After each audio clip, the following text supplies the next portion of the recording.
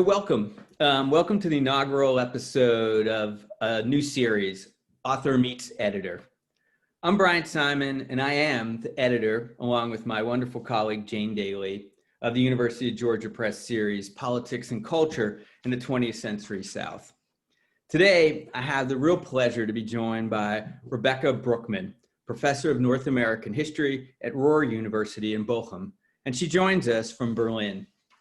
Rebecca is the author of Massive Resistance and Southern Womanhood, which will come out in the series in January of next year. And I just want to note, aside from this being a really wonderful book, I think it might be the first academic book I've encountered in a long time without a long subtitle. And so props to that. Thank you. You're welcome. So today we'll get a preview of some of Rebecca's insights from this powerful new book. An important new book, and I want to thank Rebecca for joining us.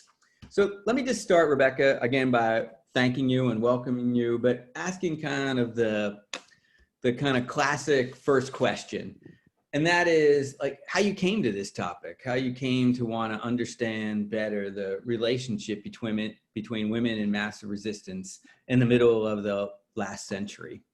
Right. Hi, Brian. Thank you so much for having me. Excited to be here. Well, traditionally, I'm German, right? And I was taught at German university, so it's not something that you would think would happen just naturally or something like that. And normally in historical studies, U.S. history plays a minimal part. We have American studies, and this is starting to change essentially, but usually the history taught at German universities is very much bound to the nation state in which people live. I studied, though, the history of fascism, of right-wing extremism, and also of social movements in Europe. And I spent a year abroad in the UK. And this is when I started to take classes in US history. And thankfully, like another professor came to my German university as well, who started to teach US American history. And that's when I kind of did a 180 and switched from Europe to North American history, but still very much interested in the issue, basically, of 20th century history, of right-wing movements, of social movements.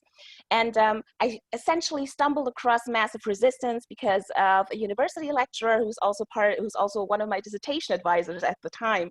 And I noticed that massive resistance is something that I've never heard about until then as a German. We heard about, the civil rights movement.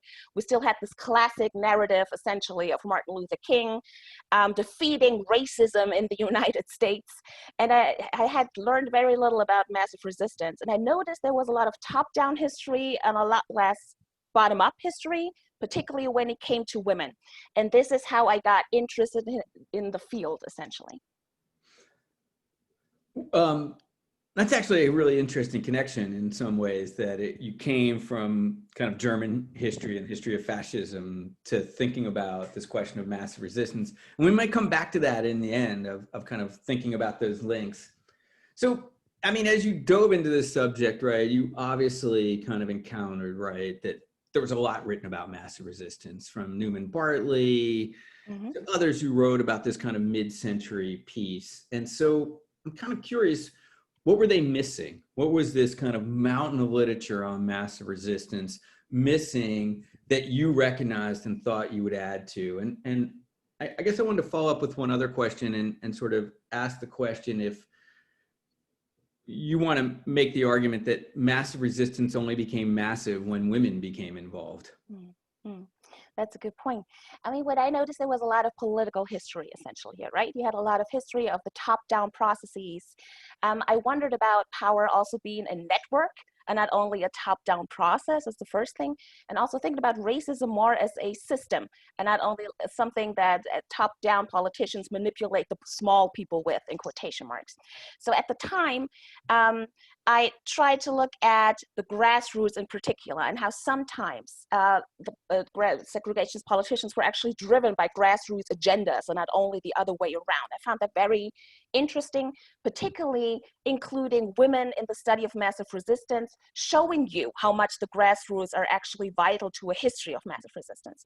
And I thought an important aspect here that I found missing sometimes was the importance of what I call everyday white supremacy, essentially race-based privileges for white people across the socioeconomic spectrum, including preferential treatment, for example, in public, also in private spaces, the belief in white people's essential superiority and spatialized power, for example, through segregation and the assumption that all spaces belong to white people and Black people are intruders somehow. And particularly that aspect, like that everyday white privilege, forms, in my opinion, the basis that stabilizes white supremacy in ordinary communities, so to speak. Elizabeth McRae, we mentioned her earlier, has done a wonderful study on women in massive resistance, and she calls women in massive resistance constant gardeners. And I agree with that. I would also say that women constantly patrol and police the boundaries of white supremacy. And I often get the question at conferences, so you're looking at white supremacist women, what did their husbands actually do? You know, who did their husbands vote for?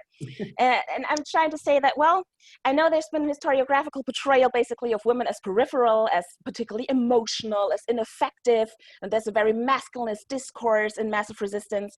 But what I'm trying to show is that yes, they were emotional, but they were not irrational. In fact, they were very effective, and they used particularly gender tactics in order to get their way, and they were actually active proponents of white supremacy. So I do agree that massive resistance is massive because it does not only encompass half of the white supremacist population, so to speak, while the other one watches from the pedestal.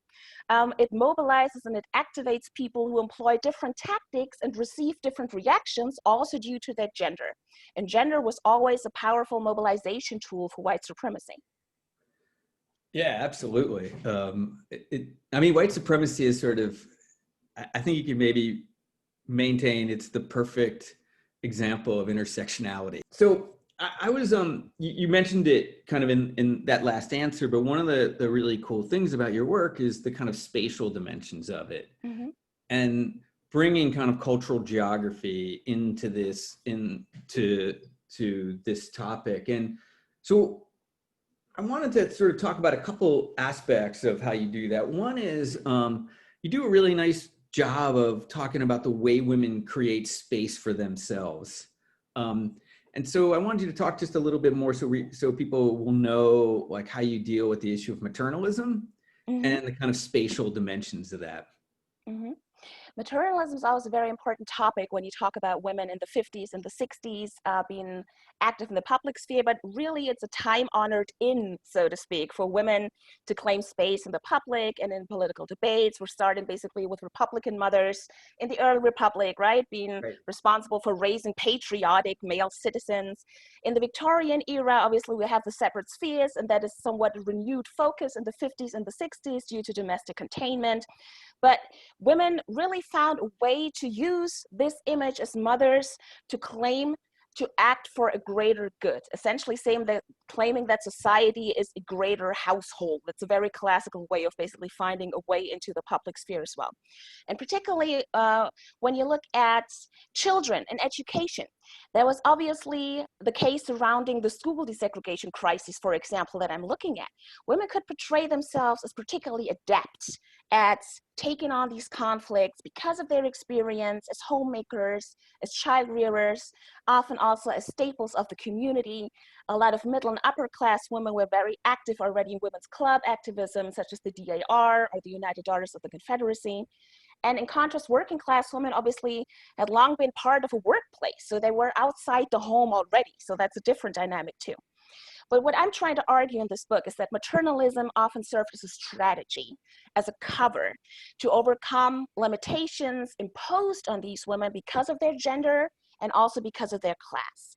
Because in fact, a minority of the women that I'm looking at in Little Rock, for example, also in New Orleans, also in Charleston, were not directly affected, for example, by school desegregation because they didn't have kids at those schools. They were active because this was a matter of white supremacist principle to these women. And they also didn't limit themselves to school desegregation. Their actions and their rhetoric were very adaptive.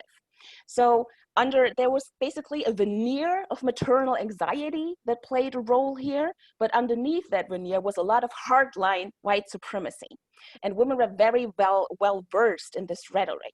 And maternalism thus served as a legitimization, also a justification, and fellow segregationists, male segregationists often refer to them as mothers, but in fact they did see themselves as white supremacist activists.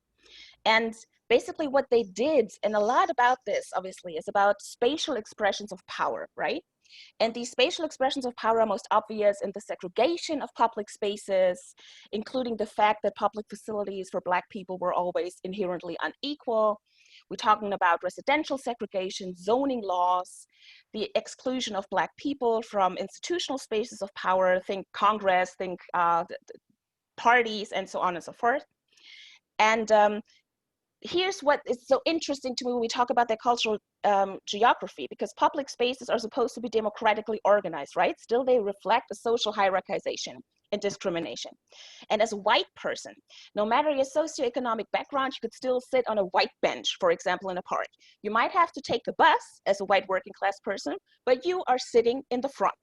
So there is what Du Bois called a psychological wage of whiteness, essentially. And white segregationist women's actions connect to the spatialization of power in two central ways. First of all, what these women are doing is they are literally defending their turf. They are trying to keep Black students from entering formerly all-white schools in order to keep them in their so-called place, both physically or geographically and socially, and to keep them out of certain parts of neighborhoods, out of churches and offices, because they believe this is their territory. They believe they're entitled to these spaces and to preferential treatment in these spaces.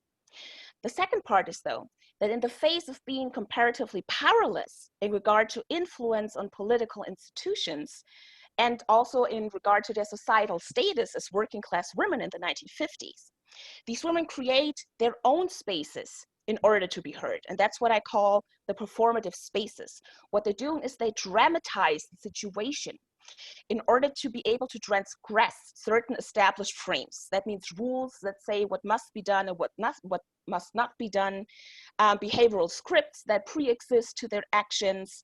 And they basically subvert the expectations of Southern white women with these actions. Basically what they're doing, they're throwing off the constraints of the so-called pedestal for white women. And it took me a while to actually understand that. I'm sorry, I'm talking quite a lot here.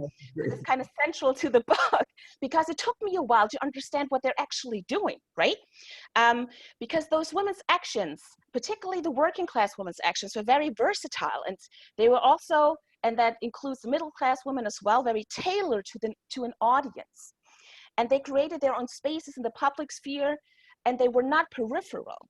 They were, and this is, I wondered what they were actually doing, because I didn't understand why some of them were being violent, why some of them were playing the damsels in distress, why some of them basically said this is no different than my DAR activism.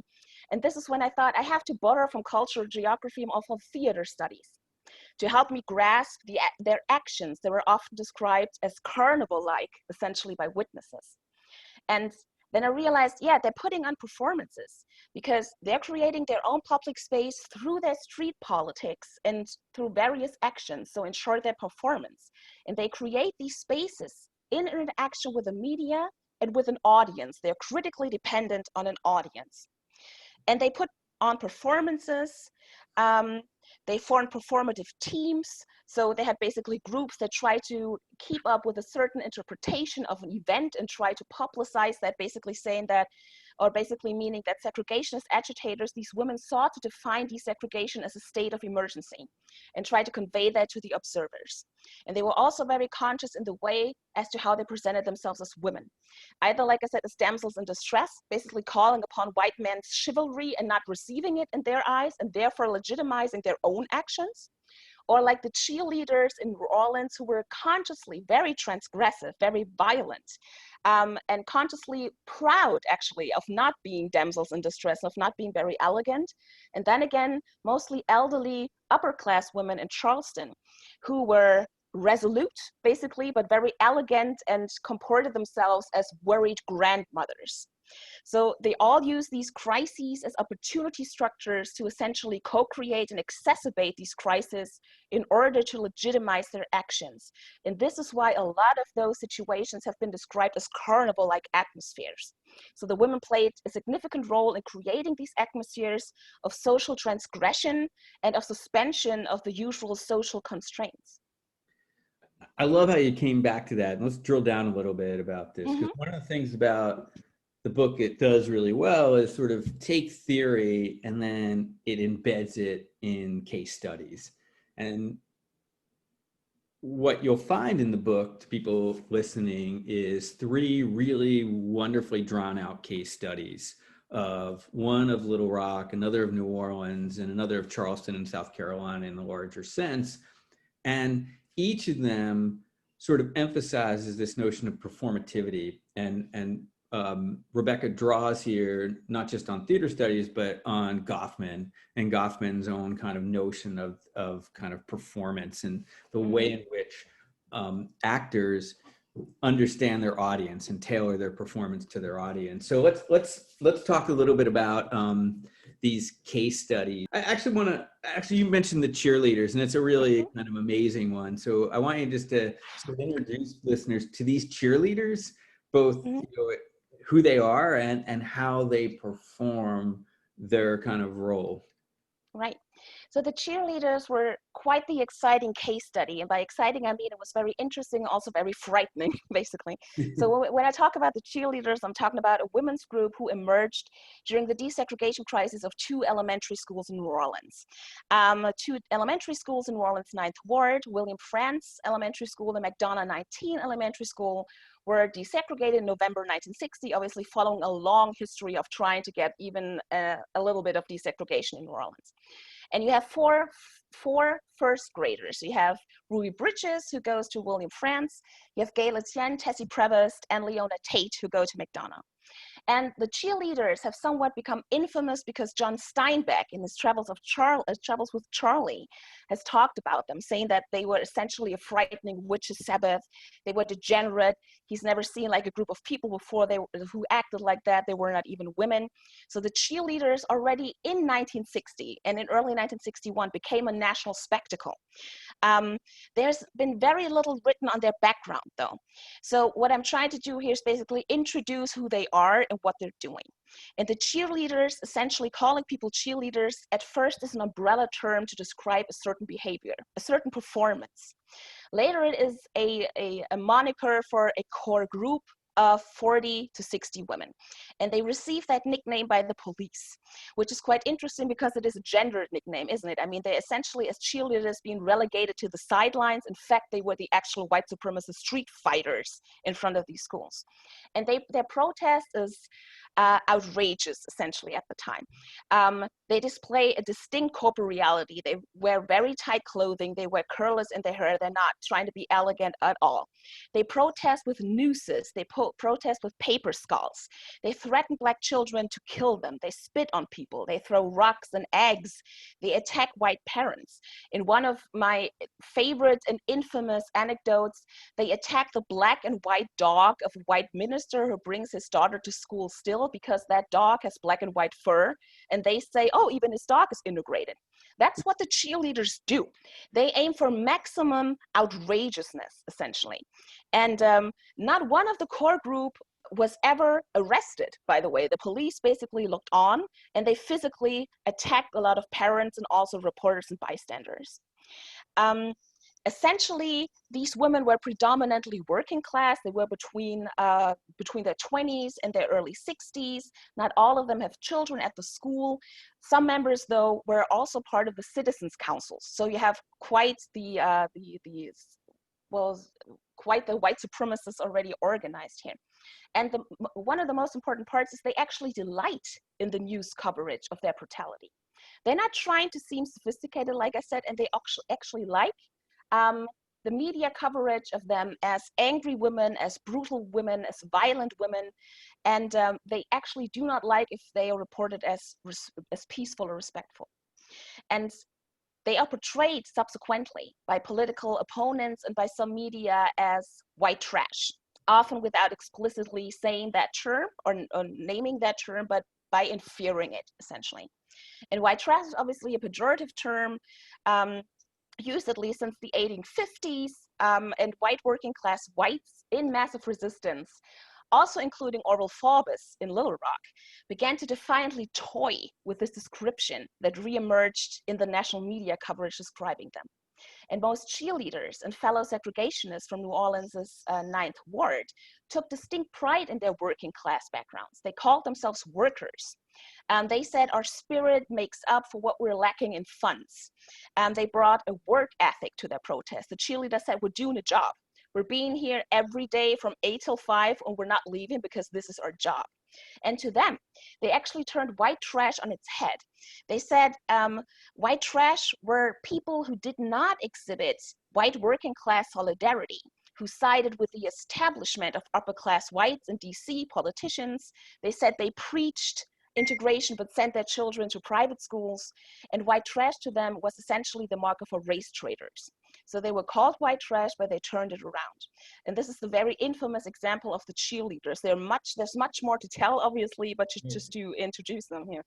Yeah, no, it's an amazing story, and it's you began to sort of pull at another really important thread of your book in that class. One of the things that your book really does is bring a class dimension to massive resistance and really challenges the kind of notion, you know, I think has been picked at for a while, but of a kind of white South that is without kind of tensions and frictions in it. And so you really introduced this kind of class dimension again in Little Rock. And I thought it was fascinating the way, and I'd never known anyone that pointed this out, that Central High School was really seen as part of the working class landscape of the city and a place that working class people felt they possessed.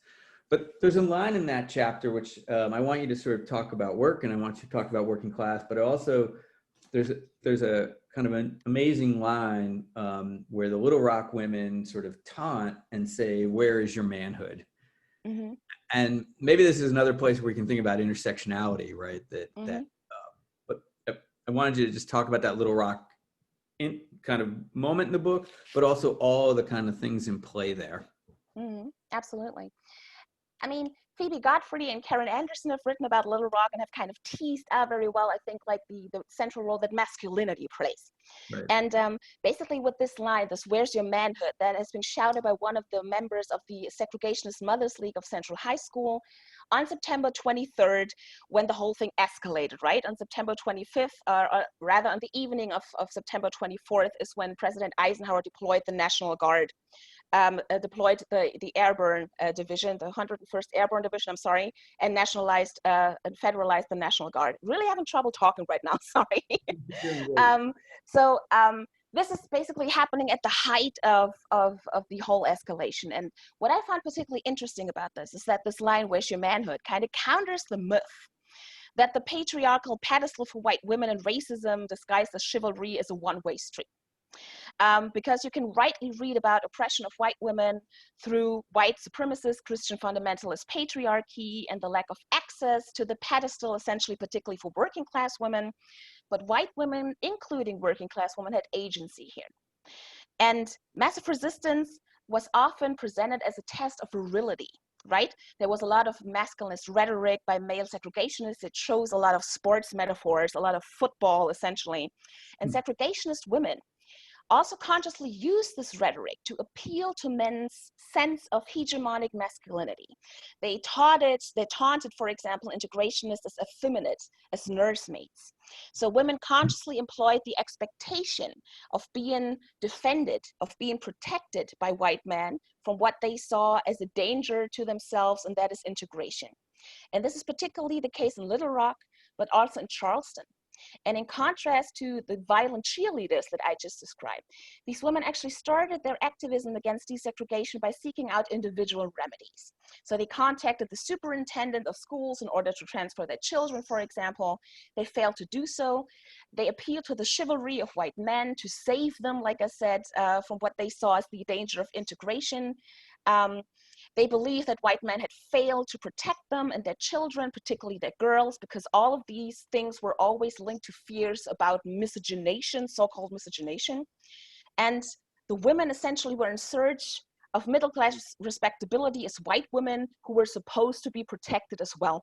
And this was a play for upward social mobility, basically hinging on their gender and on their race. And in the end, it also helped justify these women's own transgressive actions by portraying white men as effeminized, as essentially lacking the vigor to defend them, and thus leaving them no other choice than to defend the white community themselves. So in a one way, basically, it shows you that women actually employed their role as Southern white women on a so-called pedestal that deserve a chivalrous defender. On the other hand, it also served them very well to basically say they're not defending us well enough, we have to do something ourselves.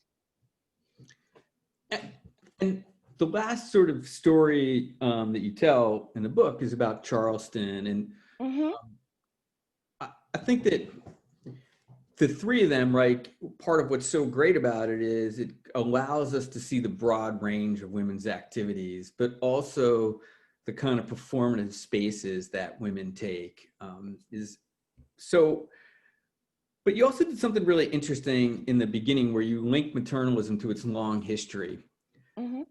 But I want to kind of move forward for a second as the last question and think about kind of moving forward the kinds of roles that conservative, and maybe that's not even the right word, women play in American politics. And so, you know, we're recording this in October 2020, where the election looms over everything, I think, in the United States. And as Trump today goes back on the road to kind of do his rallies, women will figure prominently in those audiences.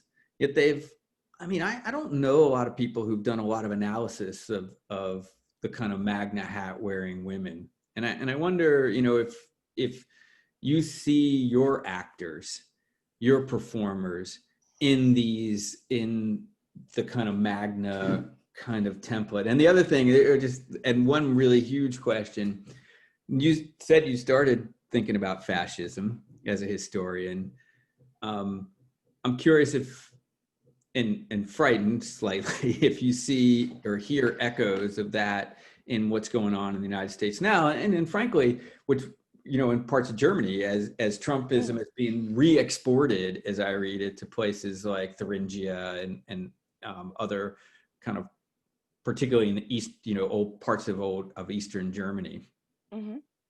Absolutely. So I think what is interesting, particularly when you look at the women that I look at in Charleston, who are mostly upper class and middle class women, they are much more adept at forming social networks than the working class women do, because they have much more social capital. Right. So they're also good at forming networks with the emerging conservative movement after World War II. They're, for example, Cornelia Tucker, she's very good at basically supporting Barry Goldwater, for example, in 1964. She's also good at supporting Richard Nixon. So what they do is trying to merge essentially their white supremacist views with different strands, essentially conservatism. It is a diverse movement, where they find ways of consolidating their white supremacy with a broader conservative platform. So I think there's definitely some continuity here when you look at that. However, looking at MAGA hat-wearing women today, I don't think that some of the upper class and elite women would have worn a MAGA hat simply because they wouldn't like Donald Trump and basically would question his morality. They would not necessarily question the politics of Donald Trump and the Republican Party. I think what you can basically see here or detect here is something that I've described earlier, saying that segregationists defiantly toyed with their image as white, so-called white trash. And I think you see that again, for example, when so-called deplorables embrace the term, right? And Trump, for example, saying he loves the poorly educated, whatever that means. But you see a lot of people essentially taking pride in being labeled as ignorant or something like that. That actually mask the fact that there were powerful interests behind massive resistance. There are also powerful interests behind Trumpism. There's a lot of money involved here. I think what you see too is a lot of women are still community organizers. That also goes above what Trump usually describes as his role in protecting suburban women, right? Basically alluding to white flight and saying that your property prices will go down if the Democrats have their way and they move into your neighborhoods. This is where essentially he takes up a discourse that you already have at the time. And he talks about, again, a spatialization of power, right? He talks about the residential spaces here. He talks about segregation. He talks about zoning. So this is very much in line with what we've seen with the spatialization of power earlier. You also see a lot of women who are spokespeople, which I find quite interesting. And think of Kayleigh McEnany, obviously Kimberly Guilfoyle, and a lot of shouting, Ivanka Trump, Sarah Huckabee Sanders, Kellyanne Conway. Some of them are no longer part of the administration, but women often served as a way of kind of softening an image of right-wing rhetoric and of right-wing politics. A lot of these women, Kellyanne Conway, for example, I noticed her saying on CNN, for example, would you stop being so dramatic, to a journalist who said, this is essentially going against every democratic norm. So basically normalizing. This is a function that women often have played also in massive resistance. And I think finally, if you also look at the role of the media, and basically the problem of, on the one hand, having to report certain issues, on the other hand, giving platforms to people who, for example, advocate not peacefully transferring power, for example, after the election. The media plays a role as an actor still. And coming to the issue of fascism, I want to be very careful here, because Germany has a very unique history, and the Holocaust is a unique crime in human history as well. If you think of the industrialization of mass murder, think of Adorno and Horkheimer and the dialectics of enlightenment.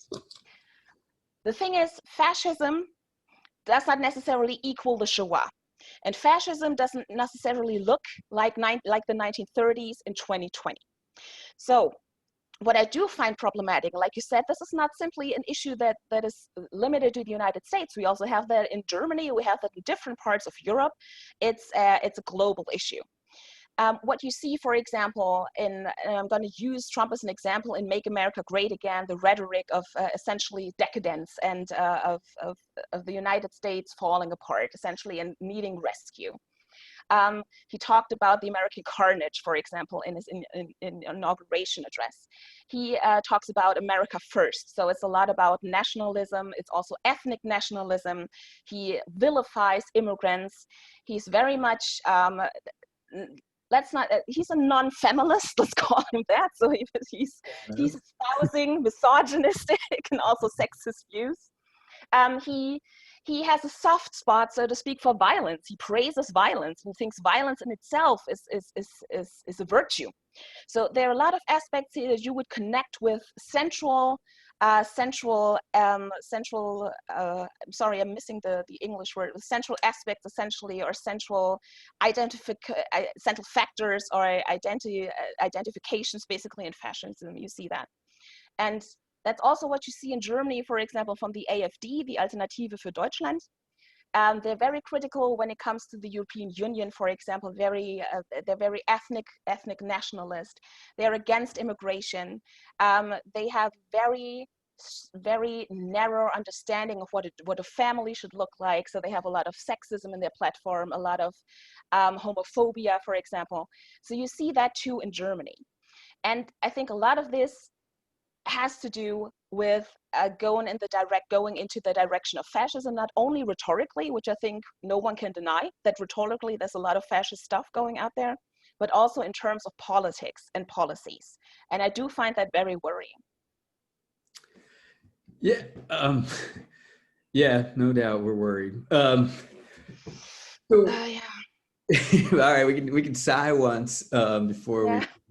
But Rebecca, I wanted to thank you so much for taking the time to talk to me today and introduce your book to anyone watching or listening. And I think what they will easily get from our conversation is the excitement, the dynamism, and the interdisciplinarity of your work, and drawing from lots of different places to help us understand the past. So I want to thank you for that. And I can't wait to be able to touch the book, because I'm sure you can't wait to be able to touch the book. Me too, yeah. Yeah, so soon. And thanks for being part of this inaugural author meet series editor broadcast, Zoom recording. So thank you. Thank you so much, Brian, for being a wonderful editor, and to the entire UGA team who were fantastic. Thank you so much for having me.